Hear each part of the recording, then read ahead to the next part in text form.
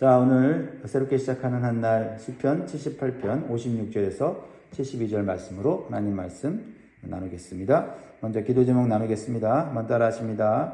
신앙생활이 일관성이 있게 하시고 실패했을 때 다시 회복하는 순종의 길로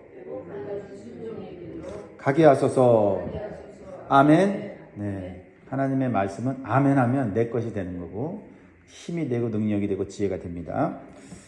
그래서 같은 말씀이라도 우리가 아멘으로 받아들이면 내 것이 되는 것이죠. 신앙생활에는 좋은 흐름이 있고 나쁜 흐름이 있어요. 먼저 신앙생활의 좋은 흐름은 순종이 순종을 낳는 거예요.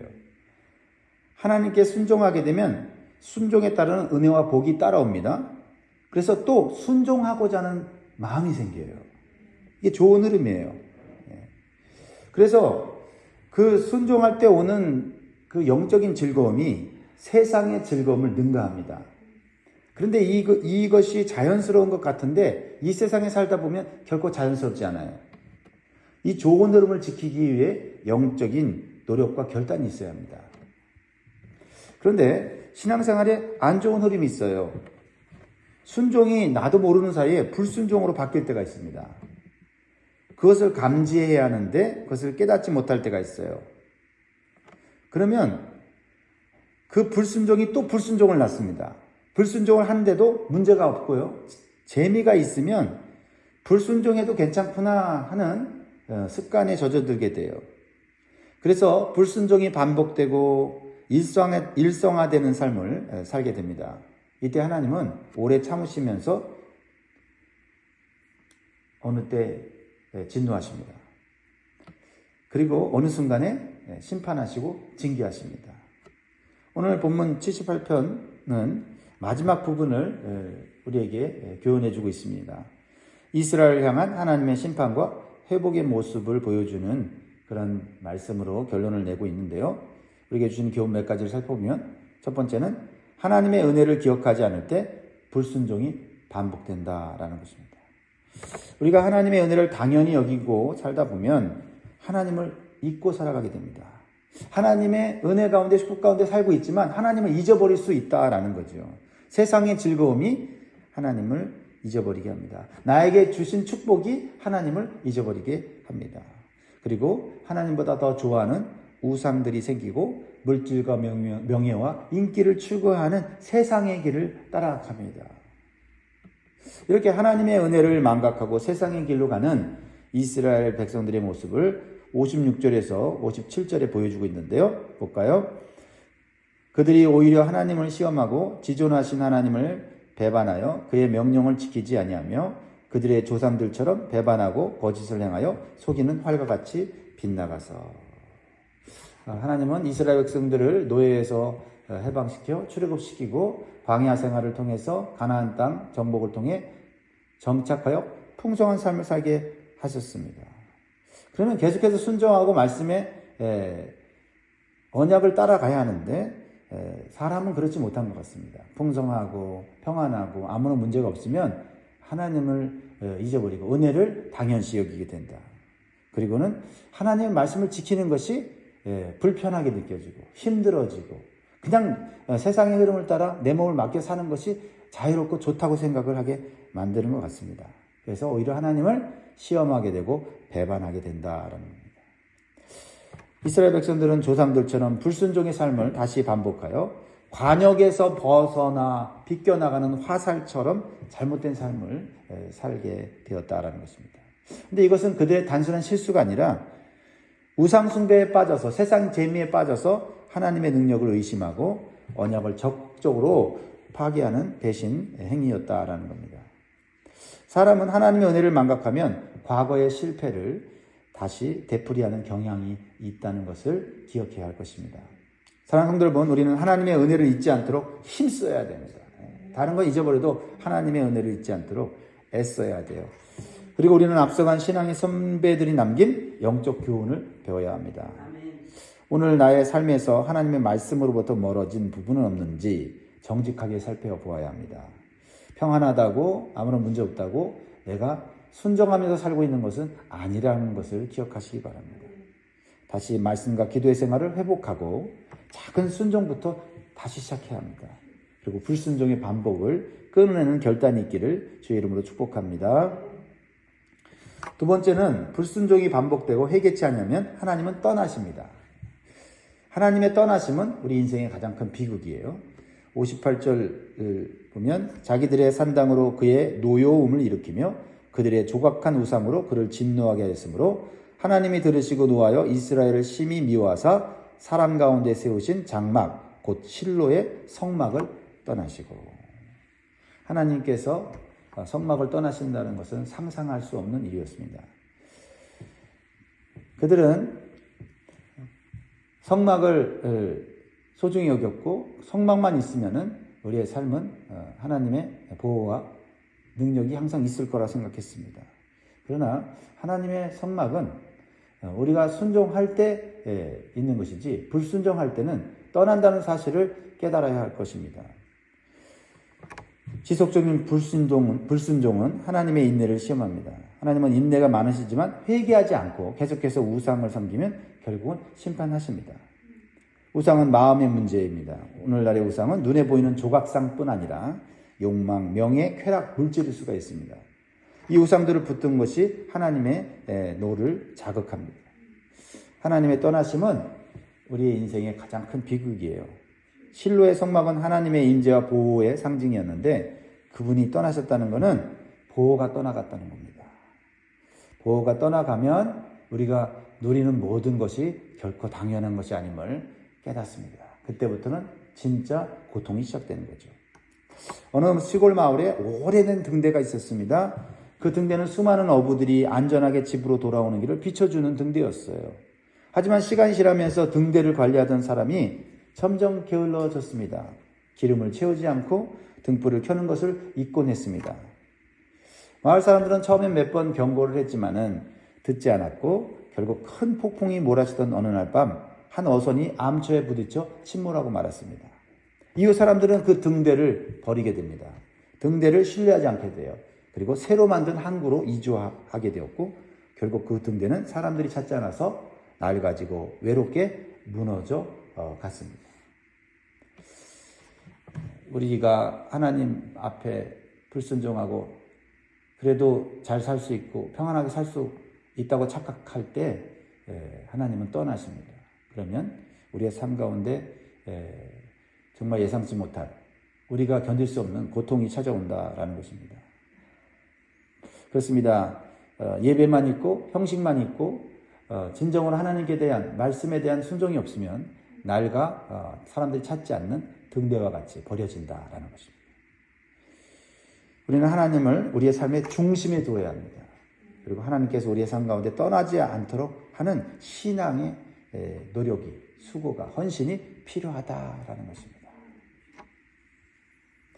세 번째로는 하나님께서 심판하시면 당연히 여겼던 하나님의 보호는 떠나간다라는 것을 실제적으로 보여주고 계신데요. 61절에 보면 그의 능력을 사로잡힘에 넘겨주시며 그의 영광을 대적의 손에 넘기시고, 하나님께서는 불순종한 이스라엘 백성들을 채찍으로 징계하십니다. 그 채찍이 누굽니까?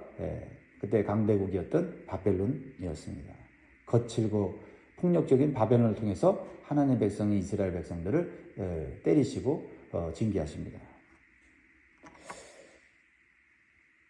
그렇습니다. 우리가 반복적으로 경고하는 하나님 말씀을 무시하고 불순종하고 회개하지 않을 때 하나님은 심판을 통해 징계하십니다. 이러한 하나님의 심판은 당연히 여겼던 하나님의 보호, 은혜, 임재가 사라지는 형태로 나타나게 됩니다. 우리의 삶의 전체 영역에까지 미치는 그런 결과를, 파괴적인 결과를 가져오게 된다라는 것입니다. 여러분, 우리가 기억해야 될 것은 하나님은 사랑의 하나님이시지만 동시에 죄 앞에서는 지극히 거룩하신 심판자라는 사실을 항상 인식해야 합니다. 심판의 결과는 공동체 전체를 덮었습니다. 63절과 64절에 보면 그의 청년은 불에 살라지고 그의 처녀는 혼인 노래를 부를 수 없었으며 그의 제사장들은 칼에 엎드러지고 그의 과부들은 애곡하지 못하였도다 라고 표현하면서 그 참혹함을 보여주고 있는데요. 자, 무엇을 의미합니까? 우리는 당연시 여기는 일상생활이 하나님의 심판을 받으면 사라진다라는 거죠. 젊은이들이 꿈을 꾸는 것이 당연한데 꿈을 꿀 수 없는 사회가 돼버리고요. 가정을 이루는 결혼 또한 그것도 자연스러운 일인데 결혼할 수 없는 상황이 되고요. 그리고 평안한 이 공동체의 삶이 모두 불안한 삶으로 변화된다라는 거죠. 심지어는 백성을 위해 중보해야 될 제사장들마저 죽임을 당하고 슬퍼할 심조차 없는 과부들의 모습은 하나님의 은혜가 철저히 거두어졌을 때 발생하는 비극적인 현실을 보여주고 있습니다. 자, 이러한 비극적인 결과는 다음과 같은 중요한 교훈을 우리에게 줍니다. 하나님의 은혜는 무한하지만 방탕은 용납되지 않는다라는 것입니다. 하나님의 은혜는 끝이 없지만 하나님을 경외하고 그분의 말씀에 순종하는 자들에게 지속되는 것입니다. 방종하거나 죄에 빠져 사는 삶은 결코 하나님의 용납을 받을 수 없다라는 것입니다. 하나님이 용납하시는 것이 아니라 하나님이 오래 참고 계심을 기억해야 될 줄 믿습니다. 하나님의 보호는 하나님과의 언약 관계 안에서 유지되는 것입니다. 우리가 불순종으로 언약을 깨뜨릴 때 그 보호 또한 거두어졌음을 명심해야 합니다. 우리가 하나님 말씀에 순종하고 살고 있으니 하나님이 계속해서 은혜를 베풀어 주시고 축복을 주시는 거라는 거죠. 그 언약 안에서 살지 않고 밖으로 나갔을 때 우리는 하나님이 주시는 모든 것들을 이룰 수 있다라는 것입니다. 그래서 우리가 하나님의 징계를 받았을 때 빨리 하나님께로 돌아가는 길만이 복된 선택인 줄 믿습니다. 자, 마지막 네 번째로요. 하나님의 심판의 목적은 징계가 아니라 회복입니다. 징계가 아니라 회복입니다. 이것을 기억하는 것이 중요하죠. 하나님의 심판은 단순히 최종적인 포기가 아니에요. 고통을 통해서 백성들이 다시 하나님께로 돌아오도록 하는 징계의 채찍을 의미하고 있습니다. 하나님의 심판은 하나님과의 관계를 회복시키려는 사랑의 부르심, 마지막 부르심이에요. 먼저 하나님의 회복은요, 회개하는 자에게 용사같이 일어나 대적을 물리쳐 주시는 하나님의 은혜로 일어납니다. 자, 65절 66절 하나님께서 용사처럼 일어나셔서 이스라엘을 괴롭히는 대적들을 물리쳐 주심으로 하나님이 회복시켜 주실 수 있다는 소망을 주십니다. 65절 66절 같이 있습니다. 시작. 그제야 주께서 잠에서 깨어나신 듯이 포도주를 마시고 고함치는 용사같이 일어나사 그의 대적들을 쳐서 물러가게 하시고 영원히 그들에게 욕되게 하셨도다. 심판받을 때, 징계받을 때 내가 잘못된 길을 가고 있구나, 정신 차려야 되겠다, 이렇게 하고 하나님께 회개하면 하나님은 다시 용사같이 일어나셔서 우리의 삶의 고통과 문제들을 해결해 주시는 줄 믿습니다. 상상하십시오. 얼마나 감사합니까? 그러므로 우리가 심판받고 징계받고 삶이 어려워졌을 때 그냥 포기하면 안 됩니다. 하나님 잘못했습니다. 하나님 돌아가겠습니다. 그러면 하나님이 용사같이 일어나셔서 우리의 삶을 다시 회복시켜 줍니다. 근데 하나님이 우리를 회복시켜 줄 때 새로운 선택으로 나타납니다. 67절 68절을 보면 또 요셉의 장막을 싫어하시고 에브라임 지파를 택하지 아니하시고 오직 유다 지파와 그가 사랑하시는 시온산을 택하시고 라고 지금 기록하고 있습니다. 당시 북이스라엘의 중심이었던 에브라임 지파를 통한 리더십을 거부하시고 유다 지파를 선택하여 다윗 왕국을 세우셨음을 나타냅니다. 또한 예배의 중심지였던 실로 대신에 시온산, 즉 예루살렘을 선택하셨습니다. 이것은 심판을 통해 이전의 잘못된 방향을 끊고 새로운 시작을 여시는 하나님의 주권적인 결정을 보여주고 있는 것입니다. 하나님께 우리가 회복시켰을 때 옛날처럼 회복하시진 않아요. 새로운 길을 주셔서 우리를 회복시켜 주십니다. 그래서 옛날 거 자꾸 붙잡으려고 하면 안 되고 옛날 거 자꾸 그리우면 안 됩니다. 하나님 우리 회복시킬 때 우리가 생각하지 못했던 방향으로, 우리가 생각하지 못했던 길로 우리를 인도하신다. 그래야만 우리가 새로운 삶을 살 수 있기 때문에 그렇습니다. 그래서 하나님께서는 시온산 예루살렘에 견고하고 영구적인 성전을 세우십니다. 일시적이고 흔들리는 장막이 아니라 영원히 지속될 하나님의 임재 장소를 뜻하는 것이지요. 이것은 하나님의 백성들이 다시 하나님께 돌아왔을 때 하나님이 또 새롭게 언약을 맺으시고 그들과 함께 하실 것을 약속하시는 것입니다. 그렇습니다. 하나님의 심판은 파괴로 끝나지 않습니다. 하나님께로 돌아오게 하는 징계의 과정이고 이 과정을 통해서 하나님은 다시 새로운 회복의 길을 열어주신다라는 것입니다. 그러므로 내 삶에 예상치 못한 어려움이나 고난이 있다면 단순히 부정적인 상황으로만, 절망적인 상황으로만 생각하지 말고 하나님의 세밀한 인도하심과 회복의 징계라는 것을 여러분들이 열린 마음으로 받아들일 수 있기를 바랍니다. 그리고 그 고난 속에서도 하나님의 뜻을 구하면서 하나님이 계획하신 새로운 길을 보게 해달라고 기도해야 될 줄 믿습니다. 그러면 하나님은 어떤 사람을 통하여 하나님께서 새로운 길을 여시고 또 하나님의 위대한 계획을 이루실까요? 그것은 다윗과 같이 믿음과 순종의 사람이 될 때 하나님은 그를 통하여서 새로운 길을 여시고 새로운 삶을 살게 하십니다. 자, 70절부터 72절 하나님이 다시 새로운 사람을 선택하는 걸 보게 되죠.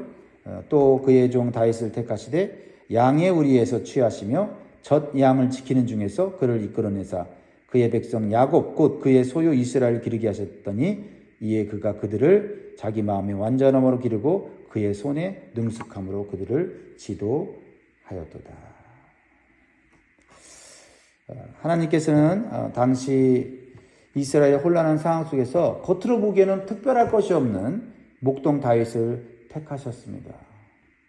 그는 왕궁이나 학문적인 배경이 없는 보잘것없는 양의 우리에서 발견되었죠. 이는 하나님께서 사람을 선택하실 때 세상의 기준이나 외적인 조건이 아니라 그 사람의 마음을 보신다는 것을 분명히 보여주고 있습니다. 우리같이 보잘것없고 능력 없는 자라도 하나님께서는 우리의 마음 하나 보시고 우리를 다시 일으켜 세우시고 우리를 새로운 삶을 살게 해주신다라는 겁니다. 여러분 마음이 지금 하나님을 향하여 어떻습니까? 다윗은요 어린 양들을 돌보는 일에 충실했고요. 이 경험은 훗날 이스라엘 백성들을 목양하는 데 중요한 자산이 되었습니다. 이 말씀을 우리에게 적용하면 좋겠습니다. 하나님은 하나님의 계획을 위해서 평범하고 겸손한 자리에 있는 사람을 부르십니다. 우리가 어떤 위치에 있든지 지금 우리에게 주어진 작은 일에 충성스럽게 성실하게 행하는 것이 중요합니다. 하나님은 우리가 처한 환경이나 사회적 배경이 아니라 우리의 마음의 중심과 성실함을 보시고 우리를 사용하십니다. 말씀 맺겠습니다. 사랑하는 성도 여러분, 하나님께서 선택하신 다윗의 이야기는 우리에게 큰 위로와 도전을 줍니다. 하나님께서는 심판의 고통 속에서도 당신의 백성들을 포기하지 않으시고요. 다윗과 같은 믿음과 순종의 사람을 통해서 회복시켜 주십니다. 여러분의 가정이 여러분을 통해서 회복되기를 원합니다. 여러분의 또 직장이 여러분을 통하여서 회복되기를 원하고요. 또 교회가 여러분을 통해서 더욱 회복되고 성장하고 부흥할 수 있기를 바랍니다. 그렇습니다. 먼저 우리는 다윗처럼 겸손한 자리에서 섬겨야 할 줄 믿습니다.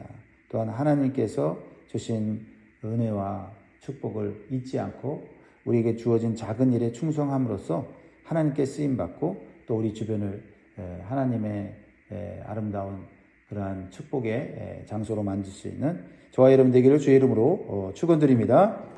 기도하겠습니다.